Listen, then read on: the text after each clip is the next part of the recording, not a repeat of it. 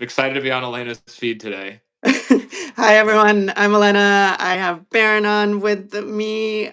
He is super awesome. He's right now the head of product at Figure. He ran marketing there before. Oh, I think actually, it just went live. Sorry. okay. We're getting better at this. Hi, everybody. I'm super excited to have Barron on. He's the head of product at Figure. He's previously been the head of marketing there.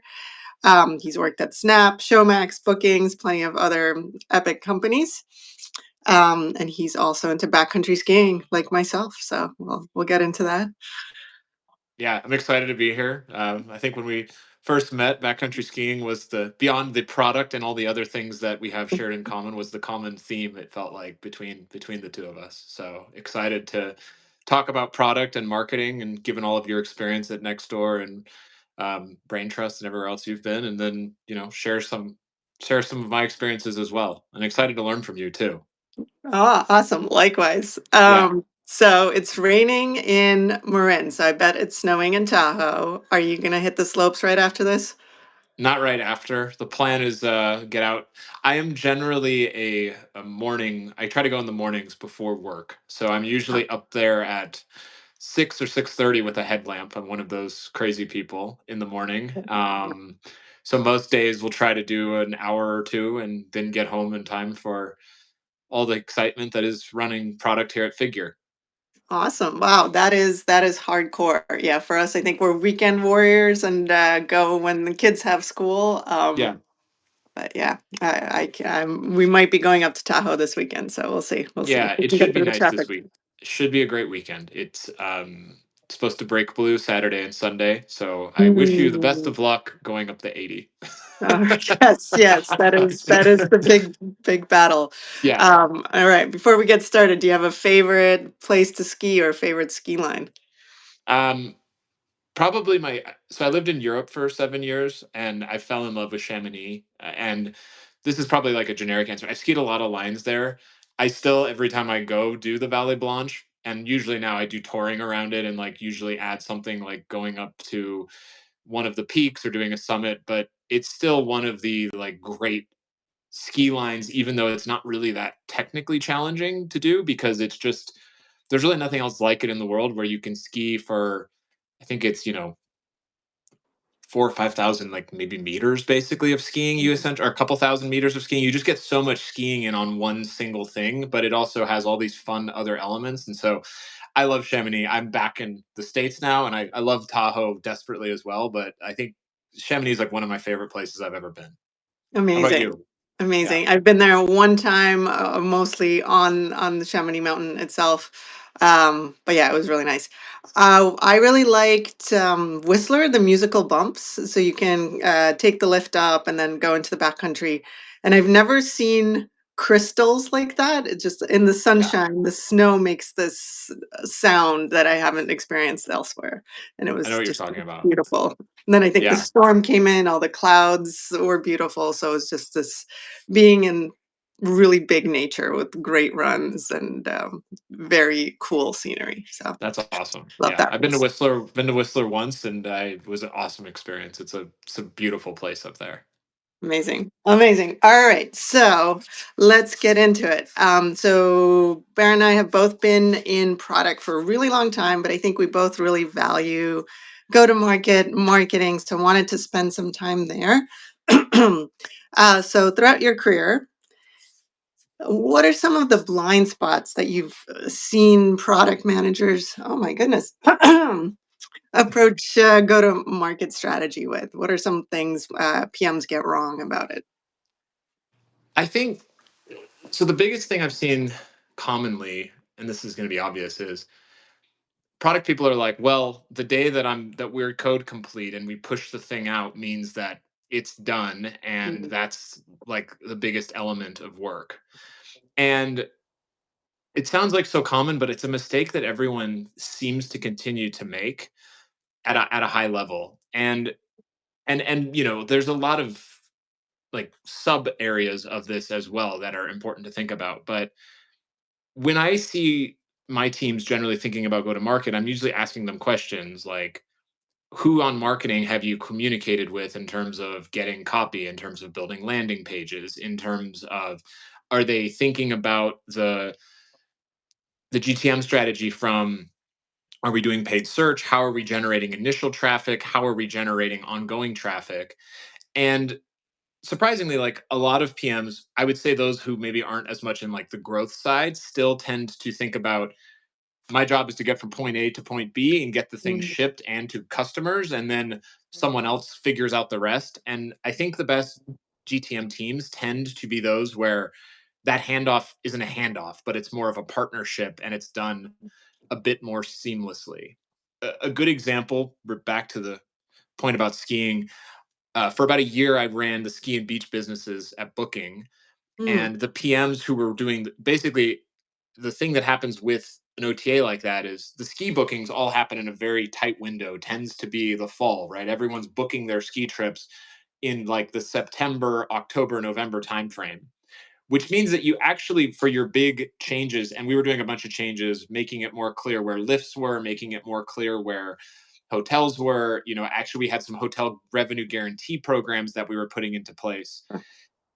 All these things, you basically get one chance to ship it annually because it's, you can iterate throughout the season, but if you don't get it out there by the time that most of the bookings occur, you really miss a massive window of opportunity. And it was one of the things I was seeing with the product team that worked with me was they were very much geared at we're getting all these things out, these lifts, these other things, but there wasn't a good communication where they were also involving like the marketing team and the marketing organization. Mhm. Mhm. And while this is not my preferred approach, the approach I found that works a lot in these cases is sadly, it's just like force everyone into a weekly or a biweekly, like who's responsible for what. And it's almost like a bit of a stick and a carrot, right? It's like if everyone's doing it well, we don't need this 30-minute check in every week or every two Sure. weeks to make sure we're on track.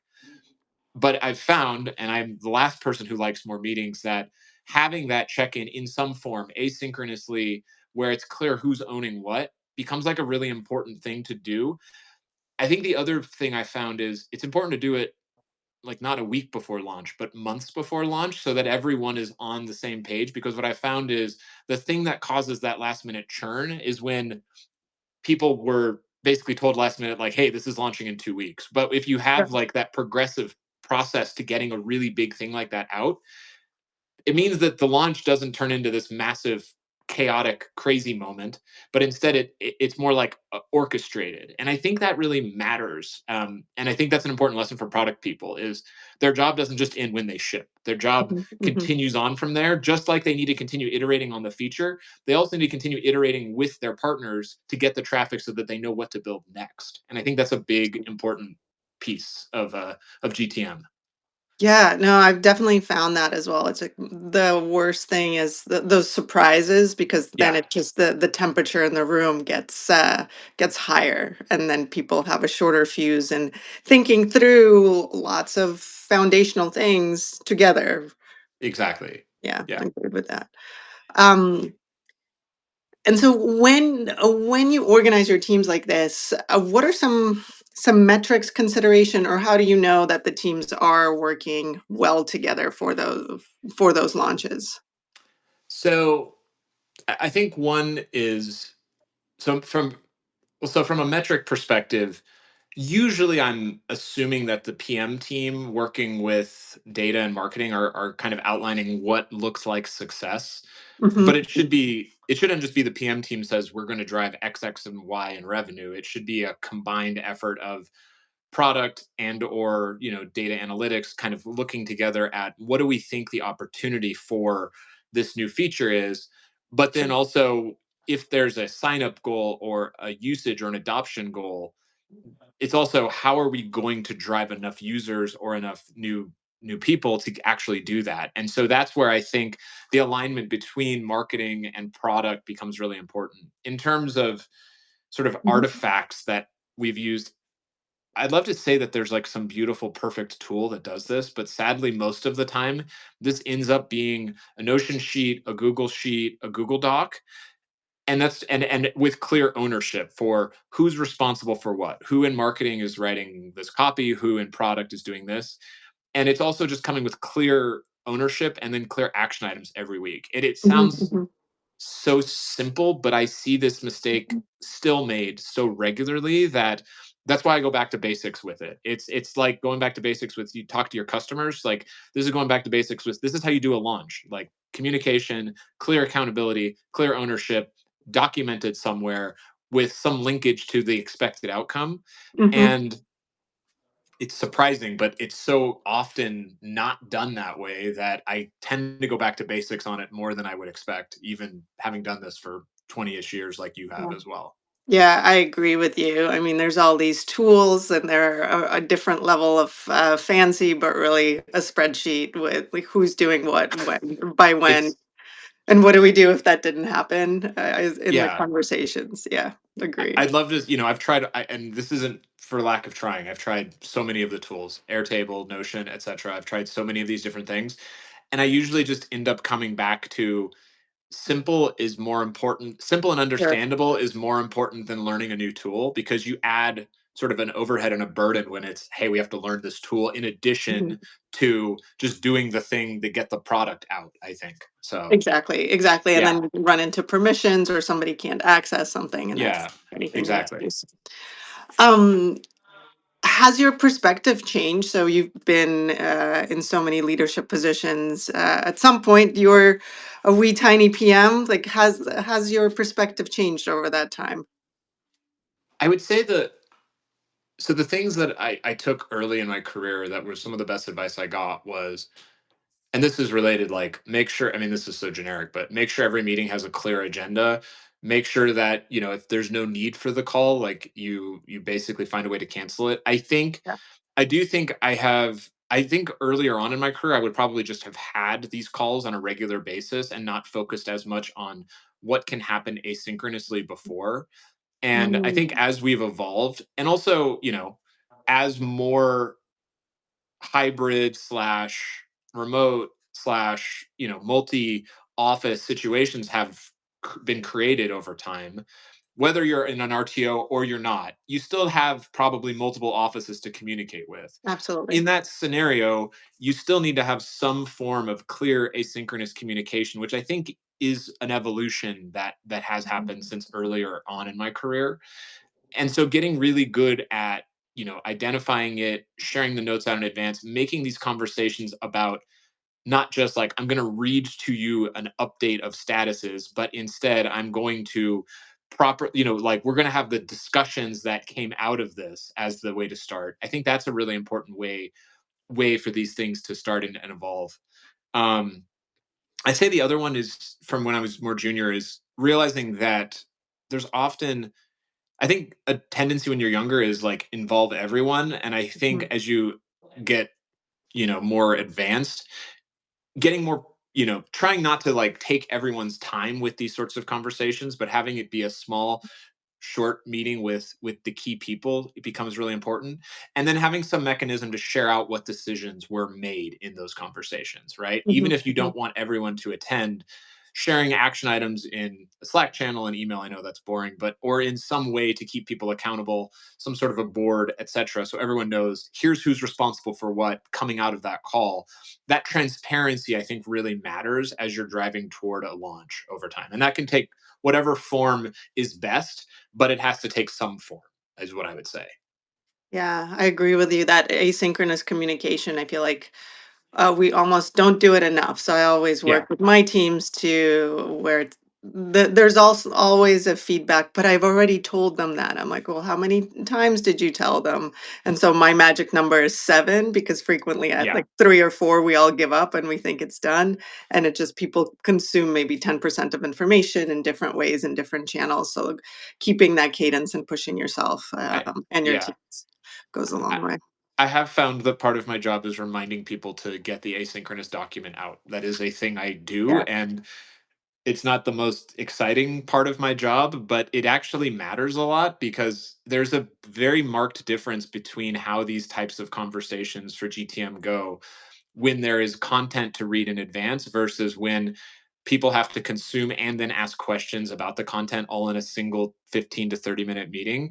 I think it's Mhm. just you're making more productive use of your time if you're giving people something beforehand to think about and to react to.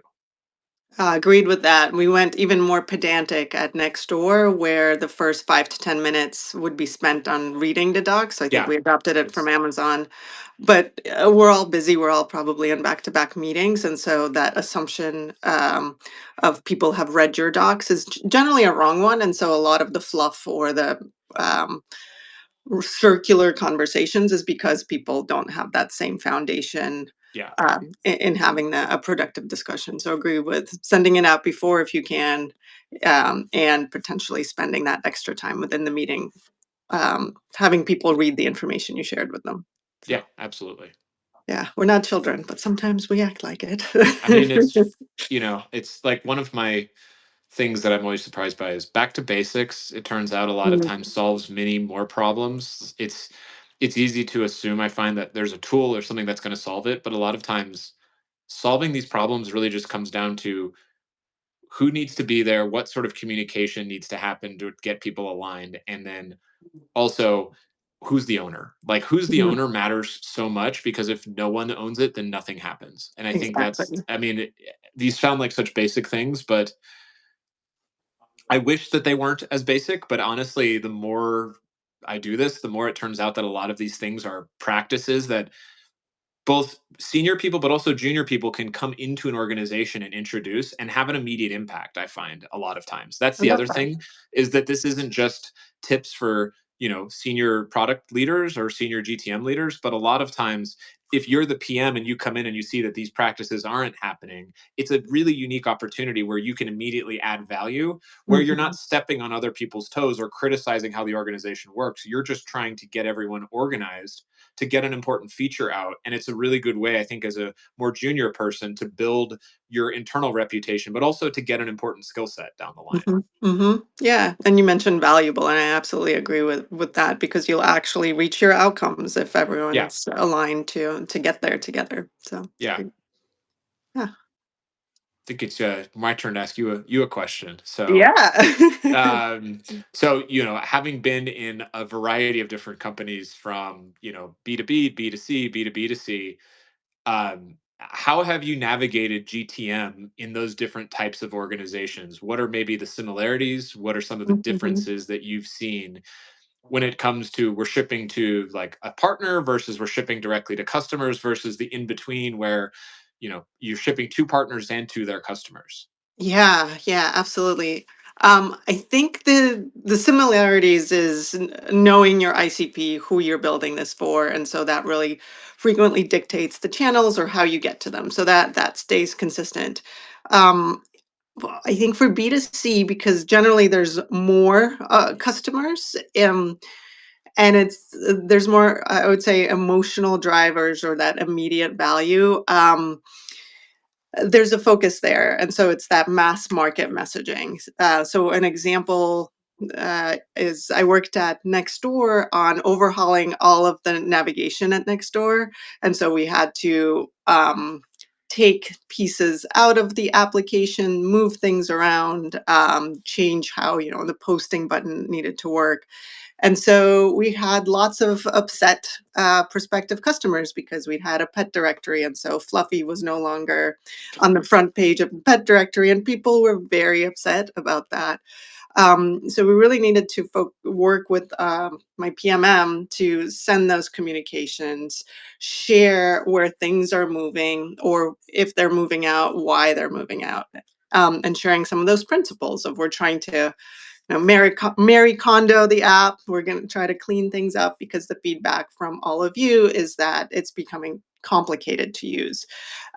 So having that communication to our neighbors uh, early and often, almost 6 months before the changes were going to happen, really helped set that precedent, get neighbors along for that ride. I think for B2B to C, things get slightly complicated because you have multiple value positioning. You have that dual value positioning. You've got your decision makers, and then you have your product users. So you're, as a product manager, frequently building for that product user, but as a go-to-market team, as a sales or marketing team, you're trying to convince that decision maker to buy your product. Right. Um, So some of the tension I see is that tension between product of I fulfilled the needs of the user to then the sales and marketing teams being like, but our decision makers are asking for different features. Right.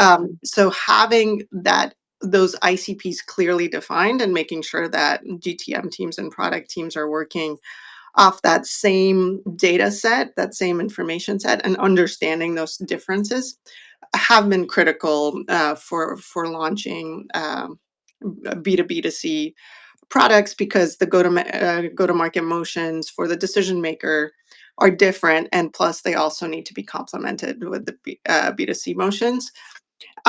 And then for B2B companies, I mean the sales cycles are just so Yeah. long. So having that clear partnership between product and sales early on to have that empathy for each other that building and shipping takes time, but so does sales. So focusing on tools to um, accelerate sales perhaps even before the product is built, but then building in conjunction with that feedback from your sales team, being in those sales conversations really helps both teams not be surprised and have that empathy for each other's work. Yeah. Makes sense. When you do the one of the things that we've seen is Figure has kind of a good combination of D2C and B2B2C. How have you maybe one of the things we've been working on is how do we learn things in the D2C channel that we can apply to the B2B2C channel? Do you have any learnings Mm. there, or if you had businesses where there was sort of those similarities and how you've made them work? Like maybe one example we have is we experiment a lot on the D2C channel, and then based on what works, we apply it to the B2B2C channel. I'm curious if you've had similar insights of that sort with businesses where you maybe had multiple ICPs like that. Yeah, I think the biggest one for me is that agile methodology, where even though B2B channels take longer to get to like the right product, or maybe the shipping cycles are longer, but the conversations can be shorter and the shipping incremental value chunks can be shorter. So some of the things that we've applied was um, coming up with a customer advisory board. So you get a cohort of customers to work with you. So at least you're not having those individual conversations, Yeah. and you're kind of um, A/B testing, but on a much smaller scale than millions of users. I think Yeah, that that's helps. So smart. We you're moving faster than traditionally possible.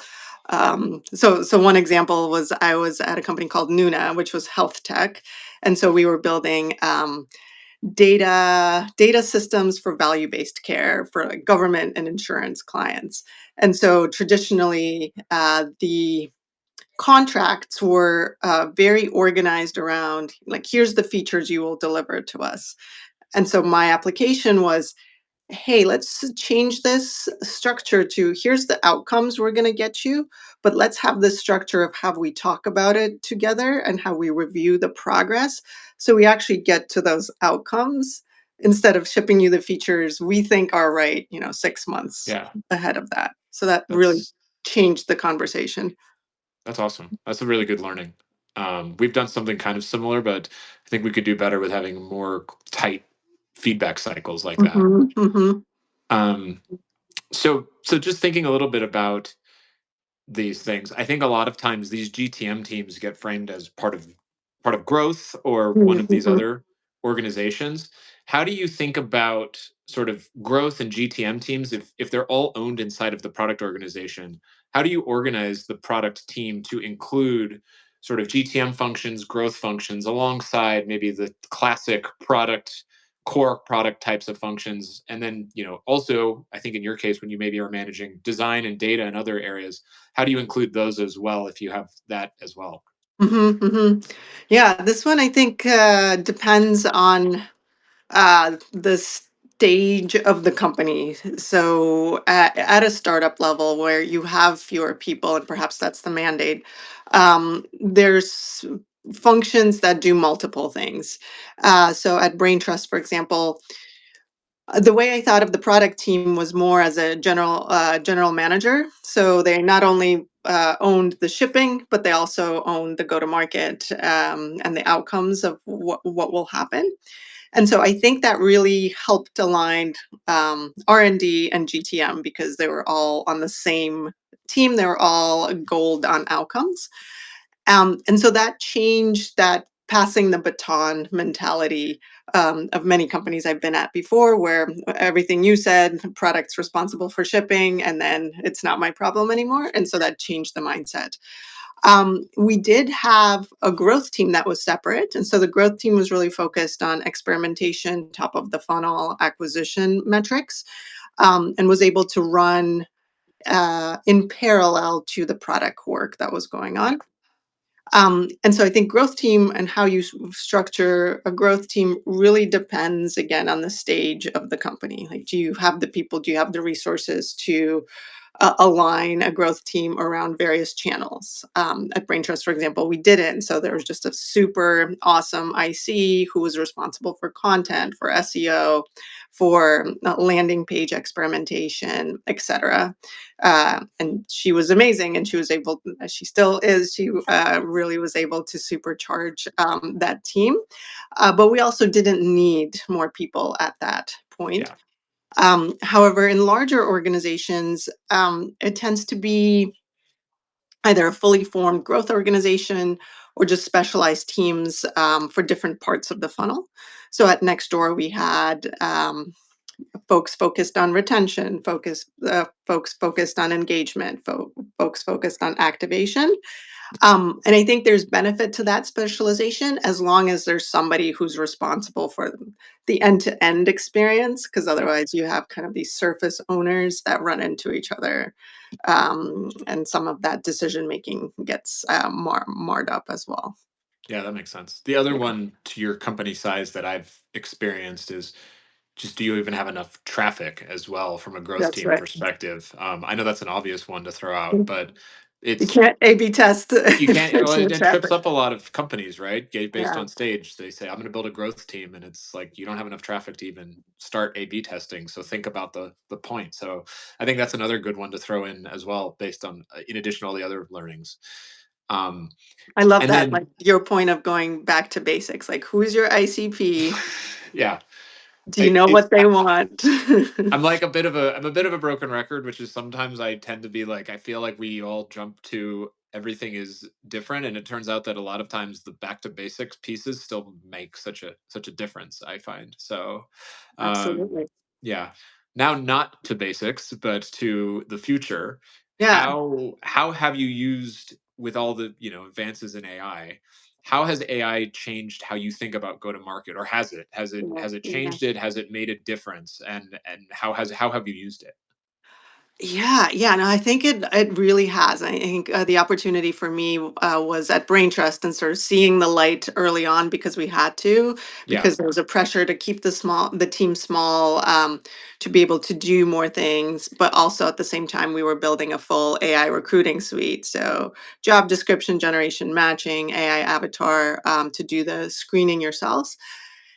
And so I think there's a lot of push right now of product management. Managers are not going to be around in 10 years. They're all going to be coders. I think I have a counter vision to that of what are product managers good at? Understanding the customer, figuring out what they want, building for those, and generating a lot of content along the way. What's AI good at? Content. So, Yep. PM's my I don't know, dream for you is that you all become general managers and really lean into that. I know the customer and I can generate content and AI will help me.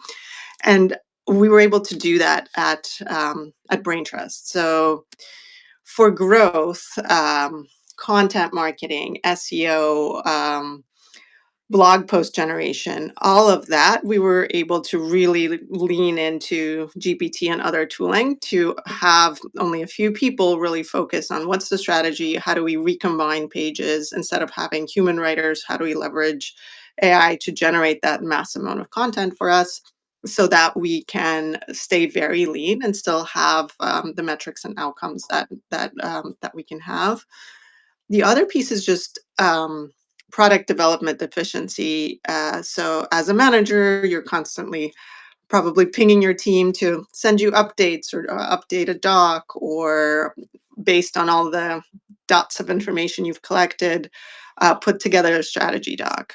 And so Claude has become effectively my very underpaid but very competent assistant in helping me collate that all of that information, and be able to just operate much more efficiently as a manager, and my team as well, in creating not only the product specs of what we're going to build, but Yeah. then work off the information sales is getting in Gong, for example, and really come up with the patterns of what customers are actually asking for in their own words, and then be able to create that like sales enablement documentation, that content for our GTM teams to be effective in positioning the product that we're putting out there. So instead of, we just a salesperson coming to you saying, "Oh my gosh, I just talked to a really large customer and they want the following things," like still taking that in, but uh, extracting patterns from Yeah. the 300 conversation rather than the most memorable one just because it has that recency bias, I think has helped us. And I'm seeing more and more product teams adopt some of that Yeah. tooling to just be much more effective at understanding the customer, building for the customer, and figuring out how to position that more effectively. Yeah, I agree. The trend tracking across all the different points of feedback. And in a weird way, it's another back to basics thing, which is, are you talking to your customers? And AI actually makes it a lot easier to, quote unquote, talk to your customers, but also Mhm. to, I think, generalize the insights that should help inform the roadmap, which has been really beneficial for us as well. In addition to other areas that it, makes easier to automate, but that whole like making it easier to get to the insights, which was always important, but a very time consuming thing. Making that cycle time faster is really important. I totally agree. I love that. Yeah. Yeah. Well, I know we have a couple of folks on the call. If anyone has questions, just put them into messages. Otherwise, I think any closing thoughts? Um, I mean, biggest one is probably broken record. Think about who your stakeholders are when it comes to GTM. If you're a Mm. product person, who are your key partners that you need to work with to get a thing shipped? Think about, I like to think about this in terms of, I had a good learning from our CEO at Showmax, which sounds obvious, but it was not something I thought about actively, which was he was big on pre-morteming a release or Mm. pre-morteming something I love going out. that. And his general concept was, we're going to ship this thing in a month. What are all the things that could go wrong? And how would we either prevent them from going wrong? Or if they went wrong, how would we respond to it? Mm. And I think that's a really good mindset to use when it comes to thinking about GTM, right? You think about what you want your ideal launch to be, but then you also think about what are all of the most likely variants of launches that could happen, and how do you either make one more likely or make one less likely, and use that to feed into your planning methodology for this. And so that goes back to who should own what are the key channels, how does this all work together.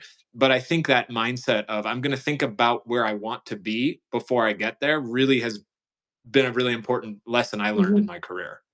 I love that. Yeah. So getting back to basics, getting past that launch date and figuring out how you can make that really drive that outcome, and who does it take besides just you, and getting those people involved early.